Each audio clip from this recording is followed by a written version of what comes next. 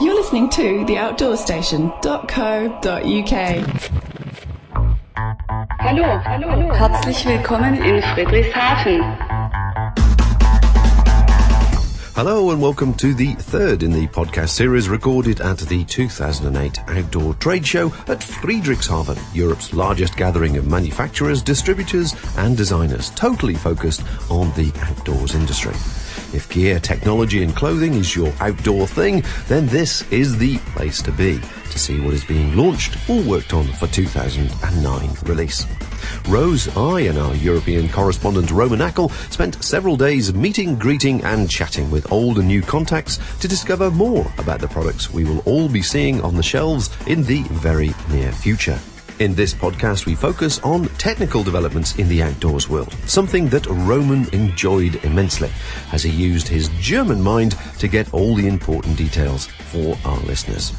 He speaks with Paul Harding from ACR regarding personal locator beacons, with Frederick Gundelach from Heat Gear about a new way to heat water, and with Christian Pirisch from Power Guy, and discusses the technical issues around solar recharging panels.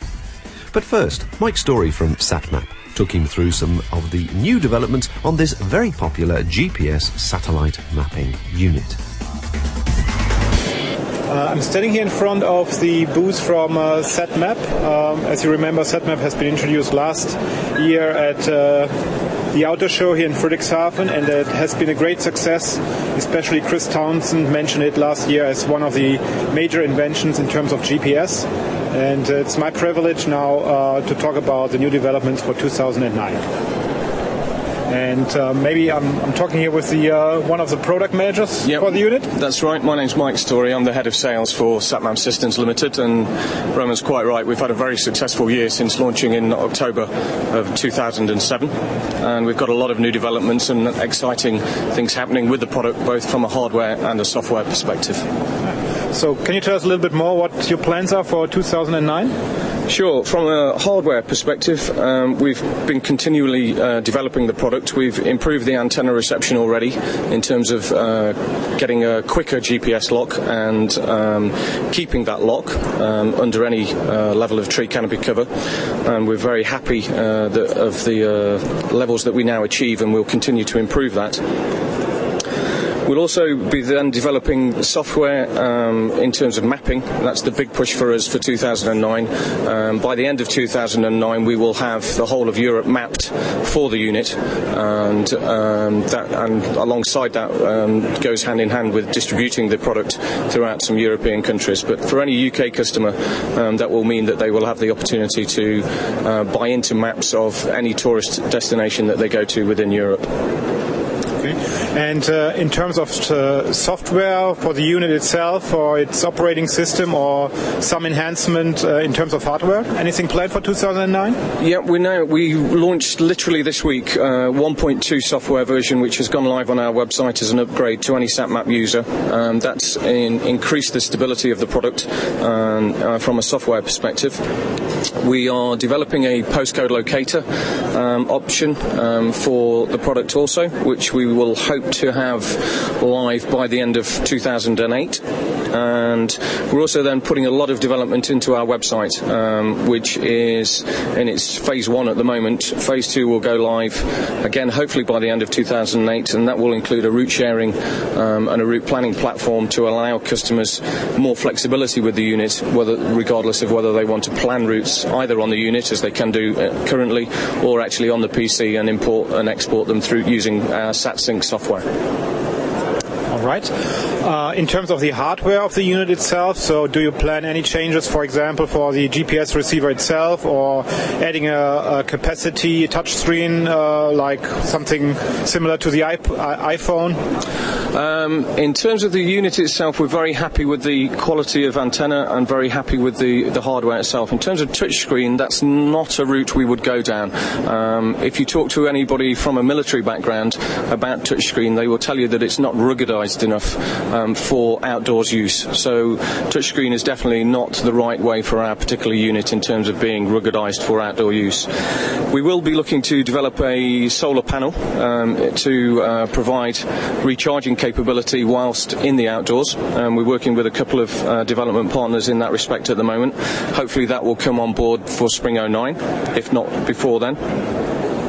And that will be the main focus from a hardware perspective for 09. Okay. Thanks a lot, and I wish you all the best for 2009 then. Thank you. Although there were a good number of stands presenting solar technology to the industry, there certainly seemed to be less than last year. However, Roman homed into Power Guy, where he thought he saw something he recognised. Christian Pirich explained all. So I'm currently at the Auto Station interview, and I'm talking with Christian Pirich from the company called Power Guy. He's the director for business development, and when I passed that booth, I was surprised because I thought, okay, that's a freeloader and a supercharger, but actually it's a company who produces them for the companies like Solar Technology, and it's not Solar Technology who produces those products. They're just putting the brand name on it. So I have a small chat with Christian to tell us, what the history behind Power Guy is and their relationship to other companies, and then we walk through some of the new products and development for 2009, when they will hit the shops, and what the pricing for the program for the products will be. So thanks a lot, Christian, for talking to me. And so to give it a start, maybe we can talk a little bit about the history of Power Guy. Yes, the company Power Guy. So Power Guy is just a brand name of our company. So basically, our company was already founded in the year 1994, so already 14 years ago, and we were specialists in developing electronic for UPS systems. And we were producing many years UPS systems. We started already in 1998 to open the first factory in Taiwan. Then we opened in China also factories who produce our products. So basically, we were producing with the own brand names. So we have several brand names like Opti UPS, and we have Powerbox. So we are supplying to several companies, OEM the product, and started some years ago to consider to do our products with their own brand name. So just for our listeners, what is the terminology UPS? What does it stand for? Uninterruptible power supply. This means from the technology, you have a battery, you have electronic, and the power is converted via an inverter to use the PC. So you use it in the PC for server systems, telecommunication, emergency systems, but for high power where the output is 230 volts. All right. So in terms of future developments for 2009, what do you have in the make? So the first thing is what we are even since last year, we are more specialized in the products now for mobile power. So this means we are focusing more to power every devices which is outside, which is in mobile use. So for 2009, the most development is going to new solar products and to make them much smaller and more flexible for the users. So this means because today the biggest problem is, if you want to carry power, is the size and the weight. And for this, so like today, if you see even solar chargers, which are quite small, like this freeloader, our products, so the basic is mostly that you need to have 10 to 12 hours to recharge the product. And this is normally for the people which are outdoor is much too long, because maybe you walk 4 or 5 hours, but then terms to charge is maybe maximum 6 hours. So the technology that we are doing is even we have now a new charger which is available in 2 months that can recharge even with very small panels in 6 hours fully some batteries to recharge the mobile devices. Can you please go into some of the technical specifications for that product, please? Yes, the basic is there will be a special new monocrystalline panel, which makes the panel much smaller, so that there will be the efficiency in the light. By using the sun will be not like in the standard panels, 15%, will be around 25, even to 40% in the sunlight. This makes possible that the energy conversion is much better. So then there will be a maximum power, so you can have by the same space, but you need less time to recharge. And in terms of the battery capacity for the battery pack that is plugged in, did you increase the storage capacity of the battery too? Yes, we have two. We will have for such products, we will have always 2 or 3 options. So this depends also on which channels we are selling, because even the battery capacity depends on the time of charging. And the problem of some lithium polymer systems is if you increase the capacity of the battery inside, it does not mean that, for example, 1000, 1500, it needs just 50% more. The problem is sometimes it needs 100% more, because the charging is not linear. It's sometimes going, and then after some hours first the really charging process is starting. And so this depends on the customer needs. Like, for example, we build now a lot. We have a subsidiary in Africa. We build for them special systems, so the system must be charged in 4 hours. So the battery is less, but they prefer to have 2 times charging at the day than to wait 8 hours until the first charge can be done. All right. In terms of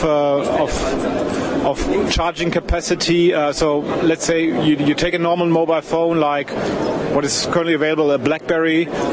So will your new devices for 2009 be able to fully charge an empty BlackBerry in one go? Yes, on one go. Yes.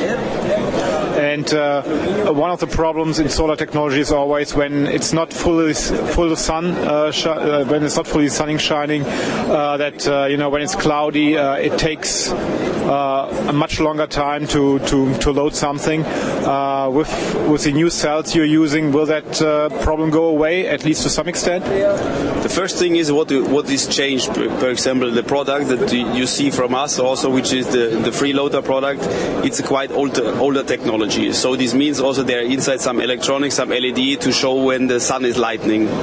And this needs a power consumption. This means even these LEDs takes already 10% of the power of the solar panels, just to show. So this is the first thing. So this means everything you do new is to put away this electronic, that the charging process is faster.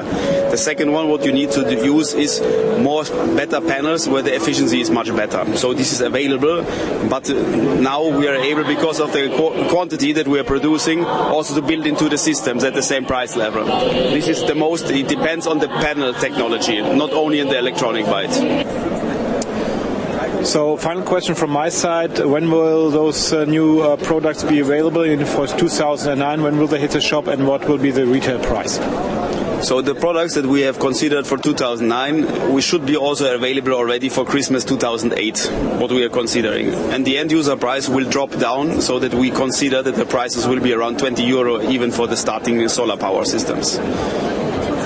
And they will go up to which price level for your more sophisticated products?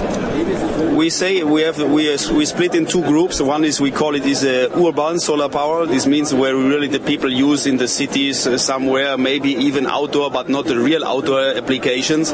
This will be around €20-25 for the full set with all cables, and it will go up to the outdoor environment where the battery is a little bit higher, the solar panel more efficient, will be around €30-35, something like this price.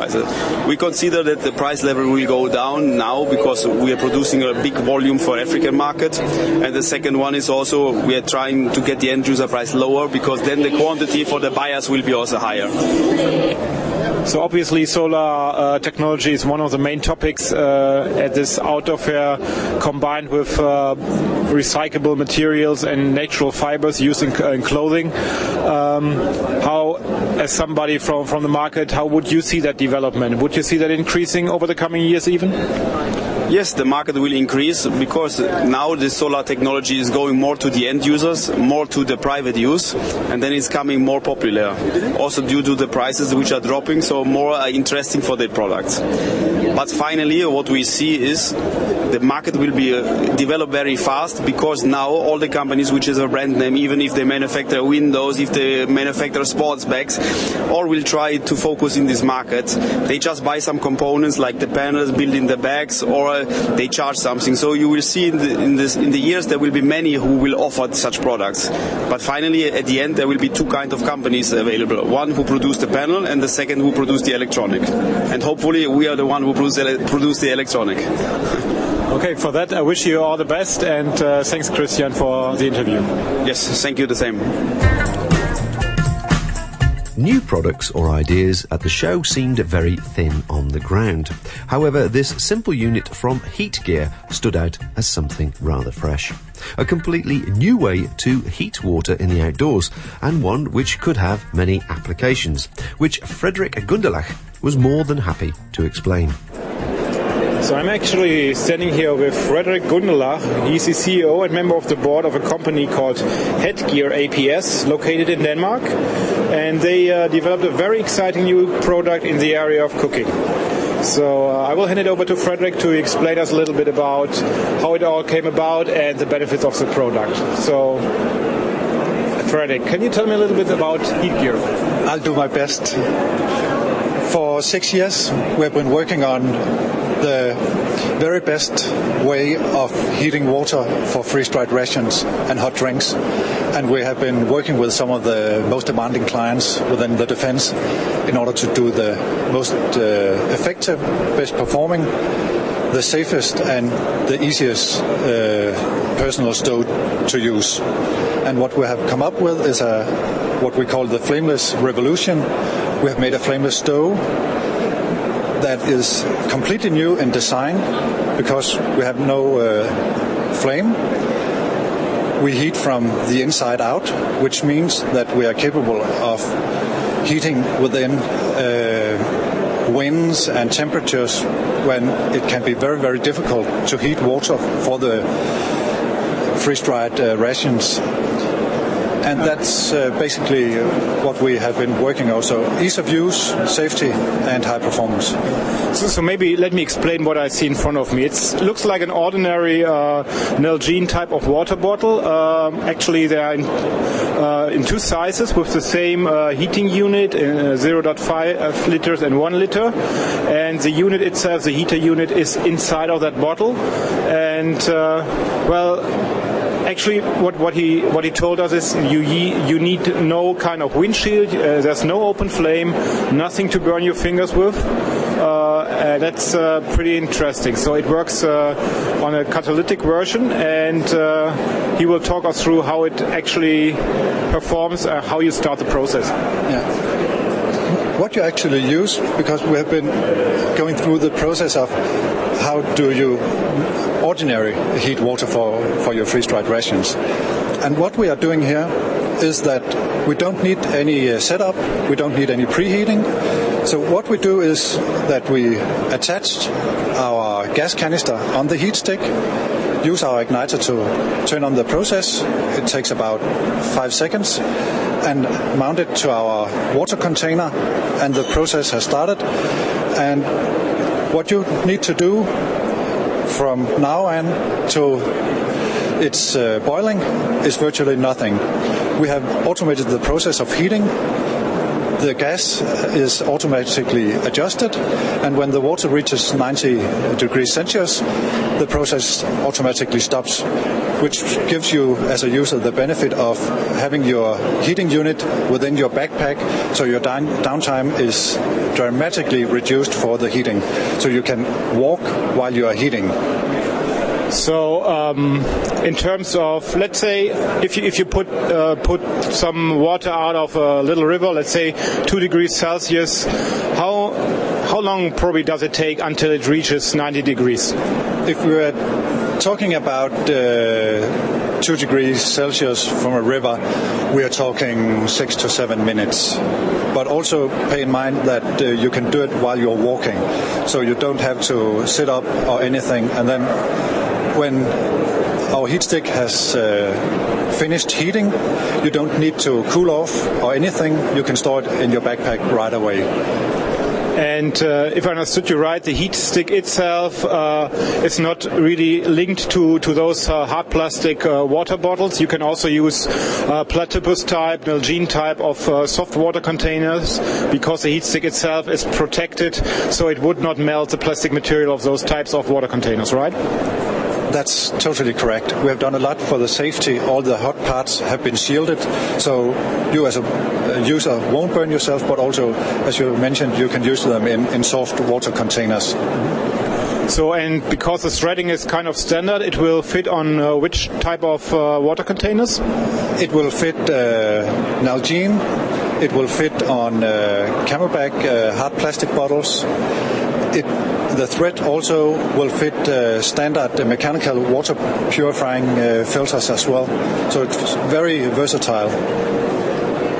So you mentioned in the introduction that it will run with a little gas cartridge. I see that in front of me. It's it's a little bit like a small canister of hairspray, actually, from a size perspective. So I've never seen that so far in the outdoor shops. How would you get hold of that gas canister? It's specially developed for the heat stick, and in order to get a hold of it, you can buy it in the shops, where you can also pick up your heat stick, or you can buy it from the internet. Okay. So in terms of capacity, how many liters of water can you heat up with one of those gas canisters? From the gas canister, you can heat up 6 liters. We are heating up 1 liter on 10 grams of gas, and that is from the real world conditions. So we are totally immune to the wind and the temperature. So this is the 10 grams per liter is under very, very hard conditions. So, Frederick, in terms of the case that people probably lost their heat stick, their gas canister for your stove or heating unit, do you consider alternative options like, preparing an adapter that would allow them to use conventional gas canister stove, which are already available in the shops, like from MSR or Primus? We are certainly considering that one.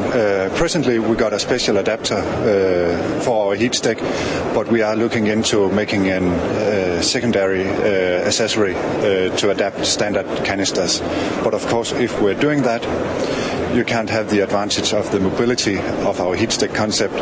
But even though it gives you the ability to use standard canister if, as you mentioned, lose our fuel stick. So we're definitely looking into that one. So if I understood you right, it would be need to be placed beside the unit, not screwed on top as your heat stick? That's correct. The reason why we have also made our special threading for the heat stick is a safety concern for the user, because you can't use a standard canister on top to fit it on our heat stick, because it then will deliver liquid gas, and we are using vaporized gas. So in terms, you make that final decision and develop that adapter type version, what is the realistic time frame? When would that be available then? I would say it should be ready for the release in about the second quarter of 2009. So when will that product be available in the shops throughout Europe, and what will be the pricing for it?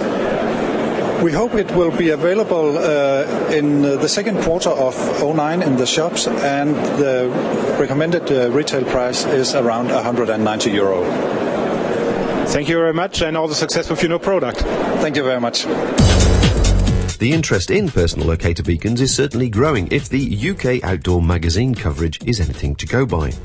Whether we actually need them or not is open to discussion. However, I'm sure there have been many, many times when travellers anywhere in the world would like to know they could hit the panic button should they need to, if they found themselves in the wrong place at the wrong time.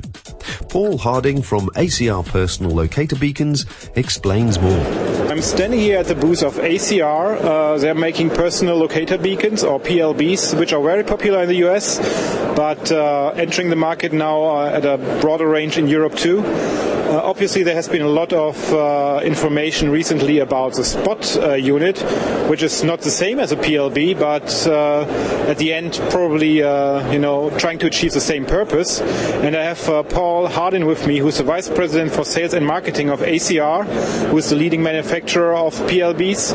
And I would like to ask him what he sees as the main differentiators between something like the Spot and his PLBs. Well, thank you, Roman. Thanks for the opportunity to explain what we do. the PLB, or personal locator beacon, the primary differences are between us and Spot is that a PLB has a dedicated purpose. It is really a single-use device for use only when all other means of self-rescue have been exhausted. It transmits at 406 megahertz to a dedicated satellite system, 2 different satellite systems that are put up by an international COSPAS SARSAT satellite agency that's dedicated to one thing: search and rescue. We've been building 406 megahertz beacons for ships at sea and for aircraft for 20 years now. The system is extremely robust. 25,000 lives have been saved worldwide. Very successful system. It's a global system. We give you complete coverage everywhere around the world. So the purpose for the COSPAS SARSAT system is to come up with I don't want to use the word fail-safe, but nearly fail-safe device, because I'm sure there's some way to defeat the system, but to be quite frank, in the thousands and thousands of activations, there are very few instances where it failed to work as intended. It's a 5-watt transmitter, which means it's extremely powerful. It's going to work under tree canopies, it's going to work out of canyons, it's going to work at the North Pole, the South Pole, and everywhere in between. It's a device of last resort. And the problem that we see with the tracker is first and foremost a tracking device that also has a 911 feature, and it may not work when you need it most. So in order to look at those additional functionalities, do you as ACR plan to introduce something like tracking functions also with your PLBs? Well, the answer is we are looking at that, and we can do that, but we would have to do that on a commercially available satellite system. The COSPAS SARSAT system is dedicated for humanitarian purposes only. It's used by all the aircraft and all the ships at sea and all of the militaries of the world for humanitarian purposes only. We can't really use that system for a commercial endeavor like tracking. But we are looking at other systems, other satellite systems, for that very purpose. But there is a distinct difference. Our device is the personal locator beacon is a life-saving product that will work when you need it most. There's no question about it. There's no subscription. There's no fee. Once you buy the piece of equipment, for as long as you own the equipment, you push the button, someone's going to know who you are and where you are anywhere in the world in a matter of minutes. And so if we were to introduce a tracking device, it would be on a subscriber-based model, more like the Spot model. So, and in order, to add up those tracking functionalities, would that actually mean you couldn't use your current hardware at all, or would that mean you just add on let's say a separate GPS chip who records the GPS data for the tracking information? Yeah, no, the GPS, we could use the same GPS receiver, but we would have to add different hardware for the transmitter. You may know, and I don't want to get over the top, but most of the commercial satellite systems operate in the L band, which is a very high frequency. And so, no, we couldn't share any of the 406 megahertz hardware. We would have to add a new transmitter into that unit. But we could share the GPS receiver. We could get data from our GPS, but we would have to transmit it on a new transmitter.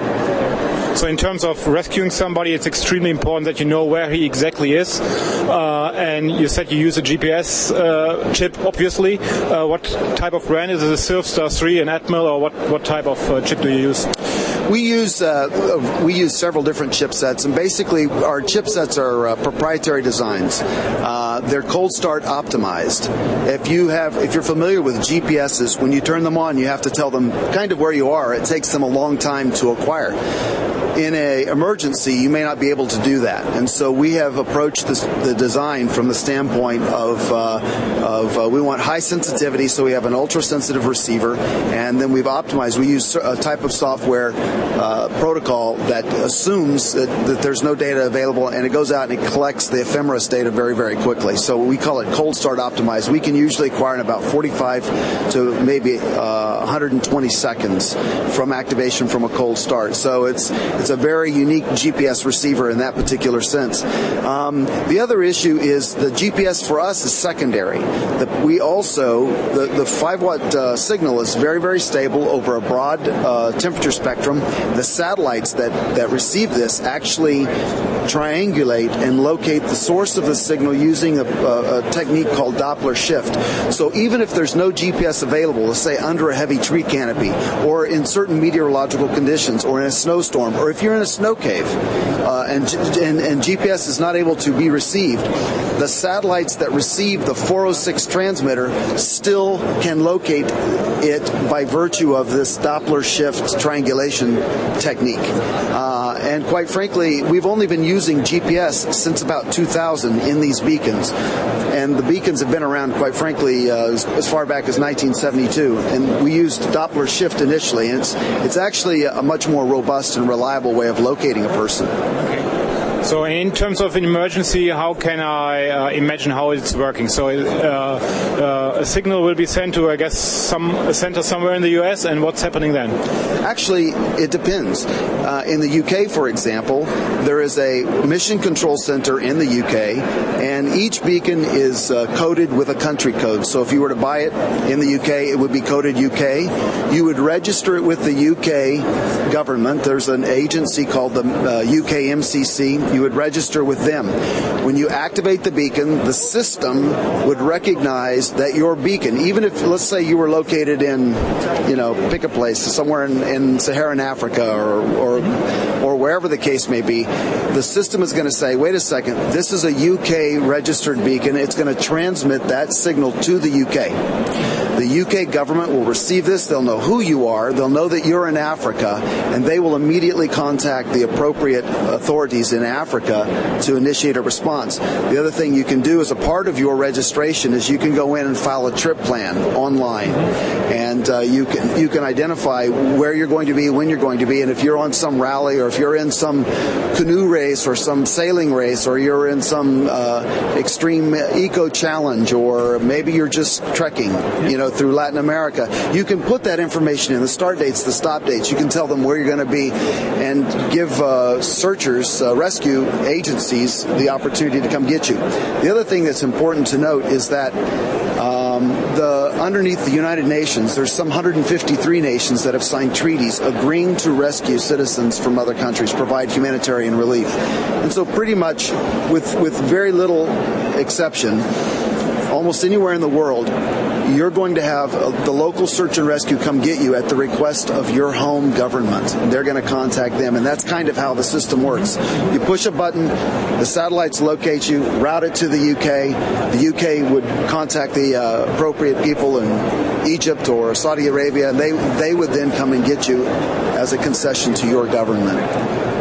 So when I see here you advertise the new unit, or the most recent unit, which is the ACR 406. The microfix, yes. Yeah, and so how much will it cost for Europe? And I guess it will be available already. It's already available, and you can buy a microfix in the UK for in the 550 pounds. Okay.